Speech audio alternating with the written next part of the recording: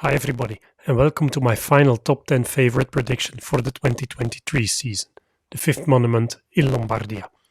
I wanted to drop this one earlier, yet till date very few teams have announced their roster, which for the sake of my channel should be illegal. Anyways, over the last 10 years, Nibali and Pogačar each won the race twice, with Pogačar winning the two most recent editions.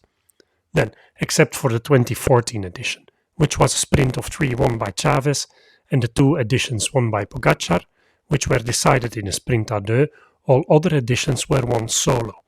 Other winners were Joachim Rodriguez, Thibaut Pinot, Bauke Mollema, Dan Martin and Jacob Fuglsang. All of them climbers and not afraid to attack. Looking at the course of this year's edition, you know that the logic of it being won solo or from a 2 or 3 man sprint is likely to hold. The course runs over 238 km from Como to Bergamo and is going up and down all the time, featuring 4,400 meters of elevation gain. In the second half of the stage, the Passo della Croqueta, the Zambla Alta and the Passo di Ganda follow in close succession. Most likely, the Passo di Ganda will create a final separation of a rider or the few riders going to the line together, and from the Ganda, the riders enter a long descent with 19 hairpin bends, and once in the valley, there's 9 flat Ks before hitting the Colle Aperto, with 200 meters of cobblestones with gradients in the double digits, from where it's largely downhill on smooth wide roads leading into the finish. Here's the betting odds at the time of recording, with Pogačar, Evenepoel and Roglic the main favorites.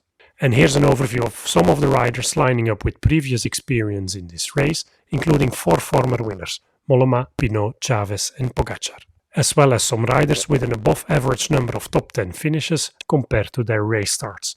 Drawing my attention are Bardet, Roglic and Higuita. Soudal Quickstep is on a roll, despite there being uncertainty about the future of the team. Expect them to go all in for Remco here, whom we haven't seen in action since the Vuelta.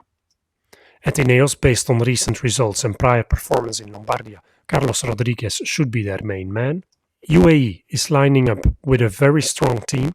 The winner of the last 2 editions must be among the main favourites here, yet Pogačar was second to Roglic in Emilia and 5th in Trevali, so he's not at lonely heights in my book. Adam Yates is another great option for them, 3rd in Lombardia in 21 and 10th last year. At Jumbo-Visma, Roglic will be looking to go out with a bang. He's just come off a win over Pogačar. At Bahrain, you would expect Buitrago to be a good candidate here, yet I'm going with Landa instead, who rode onto the podium on last year's edition, also after a mediocre Gran Piemonte result. At EF, Carapaz has been looking good in both Emilia and Trevali earlier this month. Esteban Chaves is a former winner here back in 2016, yet on this edition I expect him to be on Carapaz duties. Also keep an eye out for Ben Healy, you never know what he's up to. At Bora, Higuita always tends to go well here, yet I expect him to be riding in support of Vlasov, who clearly is the man on form at Bora at this point in the season. At Movistar, Mas is the man to watch, 2nd here last year and 4th in Emilia and 11th in Trevali earlier this month. Michael Woods will be the one to watch at Israel Premier Tech, 5th in Emilia and 6th in Trevali, so his form is up there.